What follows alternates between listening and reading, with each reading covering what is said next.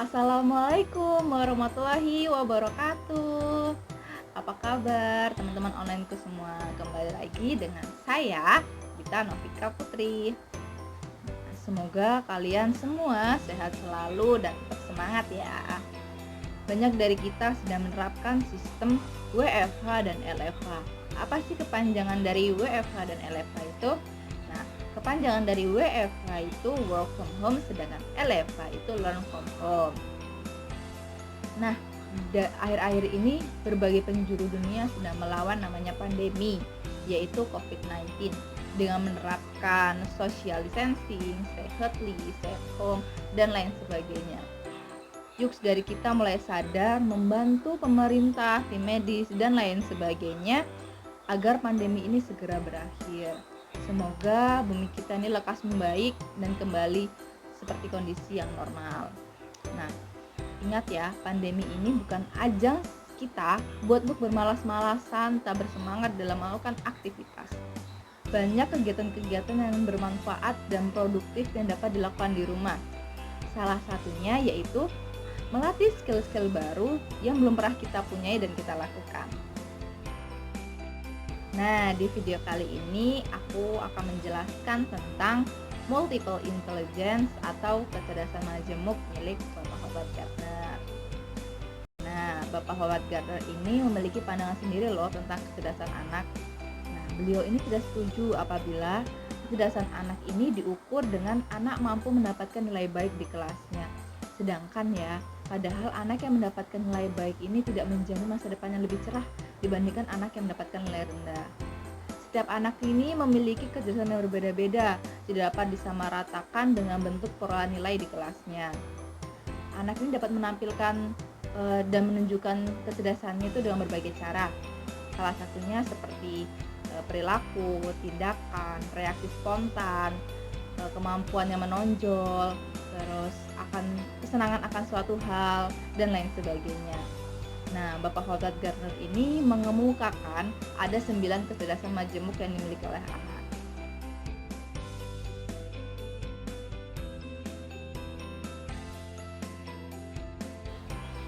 Nah, 9 kecerdasan majemuk itu yaitu yang pertama ada kecerdasan linguistik, yang kedua kecerdasan logika matematika, yang ketiga kecerdasan visual spasial, yang keempat kecerdasan musikal, yang kelima kecerdasan kinestetik, yang keenam kecerdasan intrapersonal, yang ketujuh kecerdasan interpersonal, yang kedelapan kecerdasan naturalis, dan yang terakhir yaitu kecerdasan eksistensial.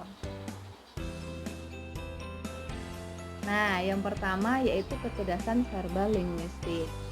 Kecerdasan verbal linguistik ini ialah kecerdasan di mana anak memiliki pengolahan kata atau bahasa secara efektif, baik lisan maupun tulisan.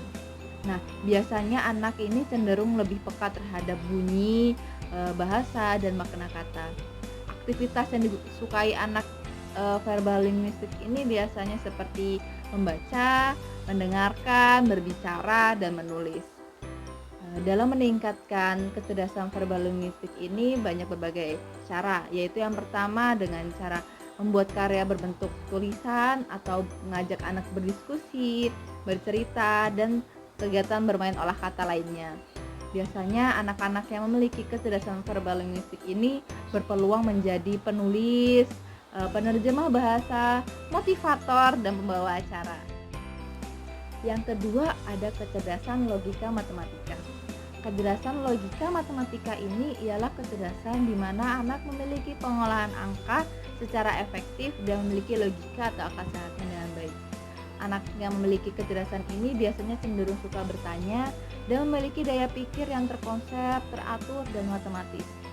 Dalam meningkatkan kecerdasan logika matematika dapat berbagai cara. Salah satunya seperti bermain olah logika seperti bermain puzzle, terus dan permainan konstruktif lainnya, dan hitung-hitungan sederhana. Biasanya anak yang memiliki kecerdasan logika matematika ini berpeluang menjadi ilmuwan, akuntan, dan ahli statistik. Yang ketiga ada kecerdasan visual spasial. Nah, kecerdasan visual spasial ini ialah kecerdasan anak dalam berpikir gambar dan dunia visual spasial. Anak-anak yang memiliki kecerdasan ini cenderung lebih suka dalam bentuk hal ruang, bangunan, dekorasi, gambar atau desain, peta, dan denah. Nah, dalam meningkatkan kecerdasan anak yang memiliki kecerdasan visual spasial ini, yaitu dengan bermain game ruang, contohnya membuat bentuk-bentuk, menggambar atau mewarnai, dan melukis.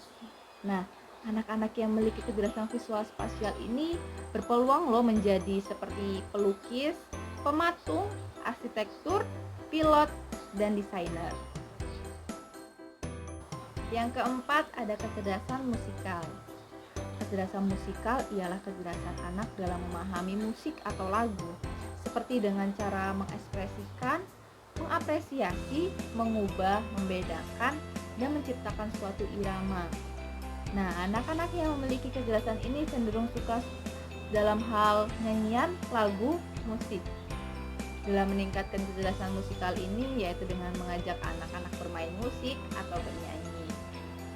Peluang anak yang memiliki kecerdasan musikal ini dapat menjadi seperti kritikus musik, komposer, penulis lagu, dan penyanyi. Yang kelima, ada kecerdasan kinestetik.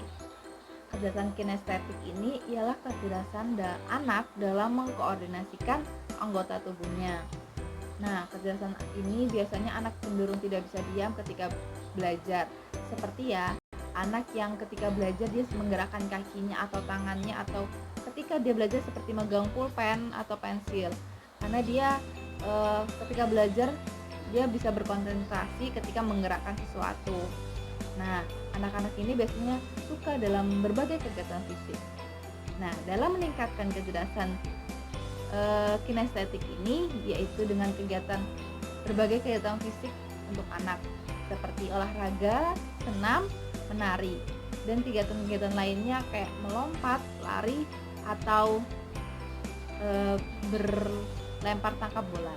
Nah, anak-anak yang memiliki kecerdasan ini berpeluang menjadi atlet atau penari dan aktor. Yang keenam, ada kecerdasan interpersonal. Kecerdasan interpersonal adalah kecerdasan anak dalam bermasyarakat dan berinteraksi dengan yang ada di sekelilingnya. Nah, anak-anak yang memiliki kecerdasan interpersonal ini biasanya cenderung punya banyak teman, dan dia menyukai kerja-kerja yang menggunakan sistem kerjasama atau tim, dan biasanya dia memiliki rasa empati lebih tinggi dibandingkan orang-orang dan teman-teman sebayanya terhadap orang lain. Nah, dalam meningkatkan kecerdasan interpersonal ini seperti dapat mengunjungi tempat-tempat yang mampu stimulus rasa empati anak seperti panti asuhan, dan melakukan kegiatan bermain permainan-permainan konstruktif lainnya yang dilakukan secara tim. Nah, anak-anak yang memiliki kecerdasan interpersonal ini biasanya berpeluang menjadi guru dan pekerja sosial. Yang ketujuh, ada kecerdasan intrapersonal. Apa sih kecerdasan intrapersonal itu? Nah, kecerdasan intrapersonal ini ialah kecerdasan anak dalam memahami dirinya sendiri.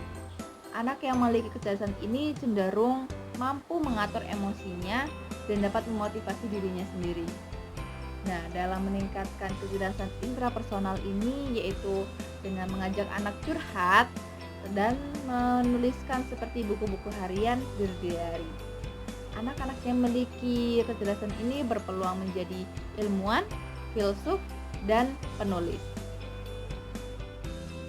Yang kedelapan, ada kecerdasan naturalis. Kecerdasan naturalis ini ialah kecerdasan anak dalam mengenali, mengkategorikan makhluk-makhluk hidup yang ada di alam ini. Nah, anak-anak yang memiliki kecerdasan ini cenderung menyukai hewan dan dia suka merawat tanaman seperti itu. Nah, dalam meningkatkan kecerdasan naturalis ini dapat seperti dengan kegiatan mengajak anak ke kebun binatang, mengajarkan anak merawat, menyirami tanaman.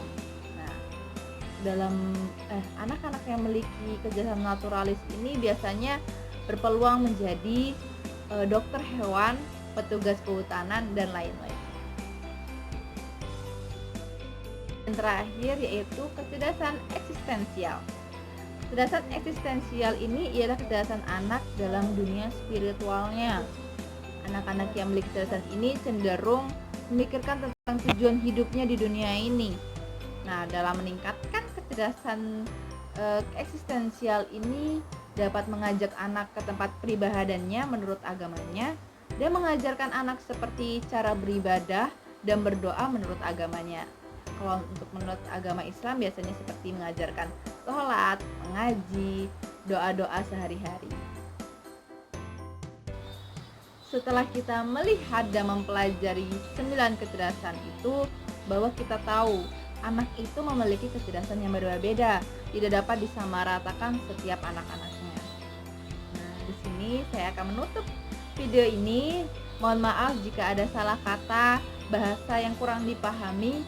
Mohon maaf, saya akan mencoba belajar lebih baik lagi. Terima kasih yang telah menonton ini, semoga bermanfaat. Dan akhir kata aku ingin mengucapkan marhaban ya Ramadan bagi teman-teman online ke semua dan khususnya Bu Vera.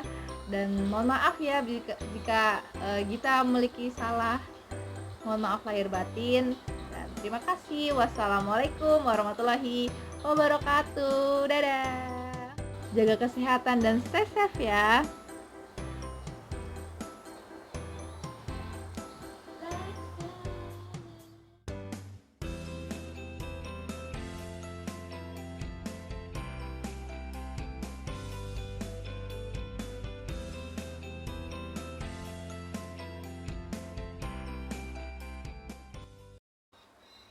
Nah, ya